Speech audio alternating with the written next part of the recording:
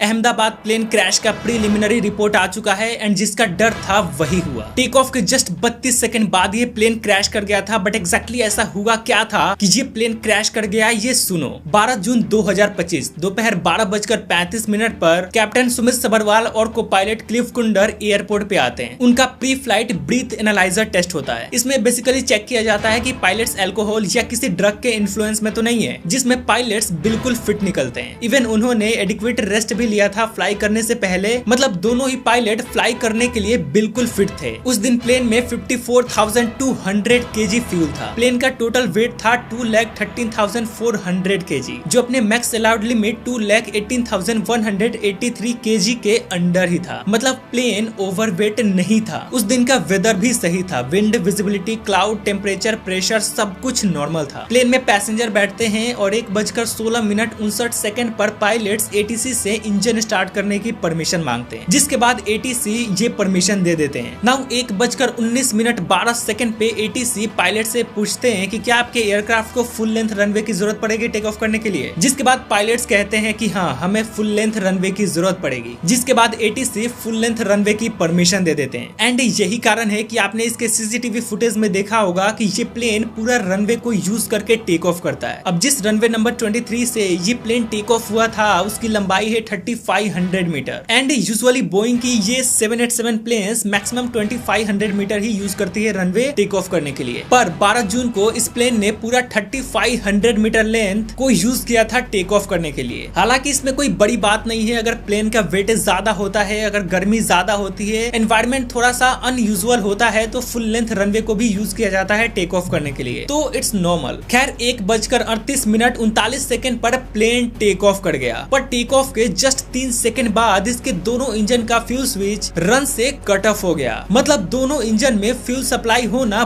बंद हो गया और दोनों इंजन जस्ट 1 सेकंड के अंतराल में बंद हुए थे। जैसे ही पहला इंजन बंद हुआ, उसके जस्ट 1 सेकंड बाद दूसरा इंजन भी बंद हो गया। मतलब दूसरे इंजन का भी फ्यूल सप्लाई स्विच ऑफ हो गया, जिसके चलते दोनों ही इंजन धीरे धीरे बंद होने लगे। ब्लैक बॉक्स डेटा रिकॉर्डर में सुना गया कि इस टाइम पर एक पायलट ने दूसरे पायलट से कहा कि तुमने ऐसा क्यों किया, तुमने इंजन को बंद क्यों किया? तो दूसरे पायलट ने रिस्पॉन्ड किया कि नहीं, मैंने ऐसा नहीं किया। मतलब वो स्विच कैसे बंद हुआ ये पायलट्स को भी नहीं पता था। खैर पायलट्स की रिकॉर्डिंग सुनकर ये कंफर्म नहीं हो पाया कि किसने क्या बोला। मतलब किसने बोला कि तुमने स्विच क्यों बंद किया और किसने बोला कि मैंने नहीं किया। अब इस वक्त पे जैसे ही इस प्लेन के दोनों इंजन बंद होना स्टार्ट हुए, तुरंत रैट डिप्लॉय हो गया। Rat basically RAM air turbine होता है, जो तब डिप्लॉय होता है जब प्लेन के दोनों ही इंजन फेल हो जाते हैं। ये डिप्लॉय होकर हवा से घूमकर इलेक्ट्रिसिटी जनरेट करता है, जिससे पायलट्स कॉकपिट में कुछ जरूरी इंस्ट्रूमेंट्स यूज कर पाते हैं। ये आप इस रैट डिप्लॉयमेंट का एक्चुअल सीसीटीवी इमेज देख सकते हो। इन्वेस्टिगेटर्स ने कंफर्म किया कि फ्लाइट पाथ के आसपास कोई भी बर्ड स्ट्राइक या बर्ड एक्टिविटी देखने को नहीं मिली। मतलब इंजन बंद होने का कारण बर्ड हीट नहीं था। इन्वेस्टिगेटर्स ने यह भी कंफर्म किया कि फ्यूल में भी कोई दिक्कत नहीं था, फ्यूल भी सेटिस्फैक्टरी ही था। खैर इंजन के बंद होते ही एयरक्राफ्ट ने एल्टीट्यूड लूज करना शुरू कर दिया और नीचे गिरने लगा, जिसके बाद 1:38:52 पे पायलट्स ने फर्स्ट इंजन के फ्यूल स्विच को फिर से कट ऑफ से रन पे किया ताकि इंजन चालू हो सके। इसके 4 सेकंड बाद दूसरे इंजन के भी फ्यूल स्विच को पायलट्स ने कट ऑफ से रन पे किया। इस टाइम पर प्लेन का एपीयू ऑक्सिलरी पावर यूनिट भी एक्टिवेट हो गया था। एपीयू बेसिकली एक छोटा सा जेट इंजन होता है जो प्लेन के पीछे लगा होता है। ये तब खुलता है जब प्लेन के दोनों इंजन फेल हो जाते हैं। जब प्लेन के दोनों इंजन फेल हो जाते हैं तब इसका डोर खुलता है और ये एक्टिवेट होकर इलेक्ट्रिसिटी जनरेट करता है, कॉम्प्रेस्ड एयर देता है ताकि इंजन चालू हो सके। तो 1:38:54 पर ये भी एक्टिवेट हो गया था। ये बात ब्लैक बॉक्स ने भी कंफर्म किया है और इवन प्लेन का जो रेकेज मिला है उसमें भी एपीयू का डोर खुला मिला है, तो वहां से भी इसका कंफर्मेशन होता है। बट इन सब के बावजूद भी जब पायलट्स ने प्लेन के दोनों इंजन को कट ऑफ से फिर से रन पे किया, तो प्लेन में लगे फेडेक्स सिस्टम ने ऑटोमेटिकली प्लेन के दोनों इंजन को स्टार्ट करने की कोशिश की। 1:39 पर फ्लाइट डेटा रिकॉर्डर में दिखा कि दोनों प्लेन्स का ईजीटी एग्जॉस्ट गैस टेम्परेचर बढ़ने लगा। ये साइन है कि दोनों इंजन में री इग्नाइशन स्पार्क हुआ। इंजन 1 कुछ हद तक रिकवर करने भी लगा था, थ्रस्ट जनरेट भी करने लगा था, बट इंजन 2 में कोई भी सुधार नहीं दिखा। वो शुरू में स्टार्ट तो हुआ बट वो रिकवर नहीं कर पाया। फेडेक्स सिस्टम ने इंजन 2 में बार बार फ्यूल इंट्रोड्यूस किया, बट उसके बावजूद भी इंजन 2 स्टार्ट नहीं हो पाया। और चूंकि प्लेन बहुत ही लो एल्टीट्यूड पे था, मात्र 625 फीट के एल्टीट्यूड पे था और उतना टाइम भी नहीं था, जिसके चलते प्लेन के दोनों इंजन रिकवर रिकवर नहीं कर पाए। 1:39:05 पर पायलट्स ने मेडे सिग्नल भेजा। एटीसी ने इस कॉल साइन को रिसीव एंड रिस्पॉन्ड भी किया, बट एयरक्राफ्ट की तरफ से कोई भी रिस्पॉन्स नहीं आया। एटीसी वेट कर रहे थे कि कुछ तो रिस्पॉन्स आए, बट तभी सामने देखते हैं कि वो प्लेन जाकर क्रैश कर गया और आग का गोला में बदल गया, जिसके वजह से प्लेन और ग्राउंड में मिलाकर टोटल 260 लोग मारे गए। प्लेन का सिर्फ एक पैसेंजर जिंदा बच पाया। 1:39:11 पे प्लेन का ब्लैक बॉक्स डेटा रिकॉर्डिंग बंद हो गया था, क्योंकि उस वक्त तक प्लेन क्रैश कर चुका था। ये क्रैश इतना भयंकर था कि ये प्लेन सिर्फ एक बिल्डिंग से नहीं बल्कि 5 बिल्डिंग से टकराया था। सबसे पहले जब प्लेन एल्टीट्यूड लूज करना चालू किया तो कुछ पेड़ से टकराया, फिर एक चिमनी से टकराया, फिर सबसे पहले इस बिल्डिंग से टकराया जहाँ पे ये टूट गया, जहाँ पे इसका टेल सेक्शन गिरा एंड राइट हैंड का मेन लैंडिंग गियर गिरा। राइट इंजन यहाँ पे गिरा, फिर राइट विंग इनबोर्ड इस बिल्डिंग पे गिरा, फिर लेफ्ट विंग आउटबोर्ड और लेफ्ट मेन लैंडिंग गियर इस बिल्डिंग पे गिरा, लेफ्ट इंजन इस बिल्डिंग पे, left wing outboard and plane का फॉरवर्ड ब्लैक बॉक्स इस बिल्डिंग के पास और प्लेन का फ्लाइट डेक यानी कॉकपिट एरिया इस बिल्डिंग पे गिरा। मतलब प्लेन का रेकेज टोटल 1000 × 400 फीट के एरिया में फैल गया था, जो कि एक फुटबॉल पिच के साइज से भी बड़ा है। अब इन्वेस्टिगेशन रिपोर्ट में आप देखोगे तो ये तो जरूर बताया गया है कि प्लेन के दोनों इंजन को फ्यूज सप्लाई करने वाला जो दोनों स्विच होता है वो रन से कट ऑफ हो गया था। मतलब दोनों स्विच बंद हो गए थे, जिसके वजह से दोनों इंजन बंद हो गए और ये हादसा हो गया। बट ये कहीं भी नहीं लिखा गया है कि आखिर ये स्विच बंद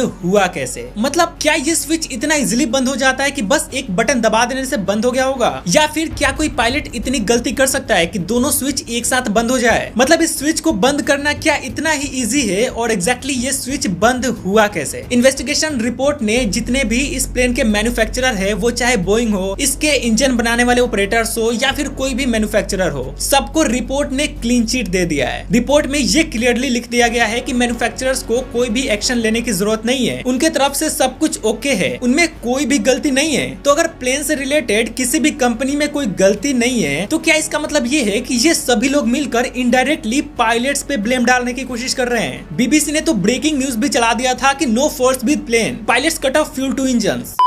बट चलो एक पल के लिए हम भी इंडिपेंडेंट होकर सोचते हैं कि कहीं गलती से जाने अनजाने में पायलट्स ने ही तो इस स्विच को बंद नहीं कर दिया था। वेल, अगर एक पल के लिए आपके दिमाग में ये ख्याल आता भी है, फिर भी इसका जवाब नहीं ही होगा। पर कैसे, अभी आप तुरंत समझ जाओगे। देखो, सबसे पहले जिस फ्यूल स्विच की यहाँ पे बात हो रही है, ये इस इमेज में देखो यहाँ पे होता है थ्रोटल, जिसे बेसिकली प्लेन का एक्सेलरेटर भी कह सकते हो, जिससे प्लेन का थ्रस्ट यानी पावर कंट्रोल किया जाता है। ये लेफ्ट इंजन का थ्रोटल है और ये राइट इंजन का, और इस थ्रोटल के जस्ट नीचे यहाँ पे है फ्यूल स्विच बटन। अगेन ये राइट इंजन का है और ये लेफ्ट इंजन का। अब यहाँ पे देखो, यहाँ पे लिखा है रन, यहाँ पे कट ऑफ। मतलब अगर इस स्विच को कट ऑफ से रन पे कर दिया जाता है तो इंजन में फ्यूल जाने लगता है, और रन से कट ऑफ पे कर दिया जाता है तो इंजन में फ्यूल जाना बंद हो जाता है। अब इस फ्यूल स्विच को तब यूज किया जाता है जब प्लेन ग्राउंड पे होती है, तो प्लेन को चालू बंद करने के लिए, या फिर मिड फ्लाइट किसी एक इंजन में आग लग जाता है या फिर एक इंजन बंद हो जाता है, तो उस केस में उस पर्टिकुलर इंजन के स्विच को यूज करके इंजन को बंद किया जाता है या चालू बंद करके चेकअप किया जाता है। इसके अलावा अगर मिड फ्लाइट इंजन फेल भी हो जाते हैं और इस स्विच को यूज करके उस इंजन को बंद भी करना होता है, फिर भी एक अच्छा खासा प्रोसीजर फॉलो करना पड़ता है, उसके बाद भी इस स्विच को ऑफ किया जाता है। बट इन्वेस्टिगेशन रिपोर्ट में देखोगे तो पाया गया है कि एक पायलट ने दूसरे पायलट से बोला है कि तुमने इंजन बंद क्यों किया, तो दूसरे पायलट ने रिस्पॉन्ड किया है कि मैंने नहीं किया। मतलब इवन पायलट्स को भी नहीं पता था कि ये स्विच बंद हुआ कैसे, और वो भी दोनों स्विच जस्ट 1 सेकंड के अंतराल में। और ऐसा भी नहीं है कि अगर गलती से इस पे हाथ लग गया तो ये बंद हो जाएगा, क्योंकि अगर इस पे हाथ लग भी जाता है फिर भी इसका रन से कट ऑफ होने का चांस ना के बराबर है, क्योंकि सबसे पहले तो इन स्विच के दोनों साइड एक प्रोटेक्टिव बार लगा होता है ताकि यहाँ पे गलती से भी किसी का हाथ नहीं जाए, एंड दूसरा इन दोनों स्विच में स्प्रिंग लगा होता है जो इनको इनके जगह पे होल्ड करके रखता है। मतलब अगर पायलट्स को इन स्विच को आगे पीछे करना होता है तो सबसे पहले तो स्विच के इस पार्ट को पकड़कर ऐसे ऊपर खींचना पड़ता है, उसके बाद ही आगे पीछे कर सकते हैं। मतलब ऐसा नहीं है कि हाथ लग जाए तो हो गया। तो फिर जब पायलट्स ने इसको मूव नहीं किया, हाथ लगने से भी ये मूव नहीं हो सकता, तो फिर ये कैसे मूव हो गया और इंजन बंद हो गया? तो शायद प्लेन के टेक्निकल मैल फंक्शन के वजह से। इस प्लेन के प्रीलिमिनरी रिपोर्ट के पेज नंबर 6 पे देखोगे तो कुछ मेजर चीज देखने को मिलता है। यहाँ पे लिखा गया है कि इस प्लेन के सभी एयर वर्दिनेस डायरेक्टिव्स, मतलब इस प्लेन में जितने भी चेंजेस करने थे, चेक करने थे ताकि ये फ्लाई के लिए कैपेबल कैपेबल बन सके उन सबको पूरा किया गया है। जो भी पार्ट्स चेंज करने थे उन सबको चेंज भी किया गया है। बट इसके ठीक नीचे यहाँ पे लिखा गया है कि FAA यानी फेडरल एविएशन एडमिनिस्ट्रेशन ने 17 दिसंबर 2018 को एक स्पेशल बुलेटिन जारी किया था कि कुछ बोइंग 737 एयरक्राफ्ट में फ्यूल कंट्रोल स्विच का लॉकिंग मैकेनिज्म डिसएंगेज हो जा रहा है, यानी उन प्लेन्स का फ्यूल स्विच का लॉक ठीक से काम नहीं कर रहा। FAA ने ये भी कहा कि ये एक एयरवर्दिनेस कंसर्न तो है, लेकिन इतना सीरियस नहीं है कि इसके लिए कोई एयरवर्दिनेस डायरेक्टिव इशू किया जाए। मतलब FAA के हिसाब से ये कंडीशन अनसेफ नहीं था। इसके बाद जो रिपोर्ट में लिखा गया है वो देखो। आगे रिपोर्ट में लिखा गया है कि जो फ्यूल कंट्रोल स्विच का डिजाइन और लॉकिंग फीचर है वो बोइंग 737 के अलावा और भी कई मॉडल्स में सिमिलर है, इंक्लूडिंग बोइंग 787 में भी, जो कि क्रैश हुआ है। मतलब बोइंग 787 में भी वही स्विच लगा था जो कि बोइंग 737 में लगा था, और इसी फ्यूल स्विच में डिसएंगेजमेंट की प्रॉब्लम आ रही थी। फिर आगे रिपोर्ट में लिखा गया है कि बट चूंकि FAA ने बोला था कि ये स्विच वाली प्रॉब्लम कोई बड़ी बात नहीं है, इसको चेक करना मैंडेटरी नहीं है, इसीलिए एयर इंडिया ने इस फ्लाइट 171 का ये फ्यूल स्विच चेक नहीं किया, और आज देखो इसी स्विच के वजह से ये प्लेन क्रैश कर गया। अब हालांकि इस पूरे रिपोर्ट में ये कहीं भी नहीं लिखा गया है कि इस स्विच में ही प्रॉब्लम थी, बट जितने भी एविडेंस सामने आ रहे हैं इससे तो यही पता चलता है कि असल में प्लेन में ही दिक्कत थी, प्लेन के स्विच में ही दिक्कत थी। क्योंकि जब भी कोई प्लेन क्रैश होता है वो किसी सिंगल गलती के वजह से क्रैश नहीं होता, उसमें छोटी छोटी गलतियां इग्नोर की जाती है, एंड वही गलतियां जब एक साथ मिल जाती है तो प्लेन्स क्रैश कर जाते हैं। बट मुझे समझ में नहीं आ रहा कि AIB ने इस स्विच पे पूरा डिटेल इन्फॉर्मेशन क्यों नहीं दिया। हालांकि ये जस्ट प्रीलिमिनरी रिपोर्ट है, अभी आगे इन्वेस्टिगेशन चालू है जो कि मे बी अगले 1 साल तक आएगा। बट बात यह है कि जब ब्लैक बॉक्स से डेटा रिकवर हो गया है तो पायलट्स के कन्वर्सेशन का पूरा डेटा पब्लिक क्यों नहीं किया गया। सिर्फ 2 सेकंड का डेटा पब्लिक किया गया जिसमें वो बात कर रहे हैं स्विच के बारे में। उस 32 सेकंड में उन्होंने और भी बातें की होगी, आखिर उसको पब्लिक क्यों नहीं किया गया। यहाँ पे AIB क्या छिपाना चाहती है। अपना ओपिनियन नीचे कमेंट करो, और बोलोगे तो इस पे एक डिटेल वीडियो बनाऊंगा।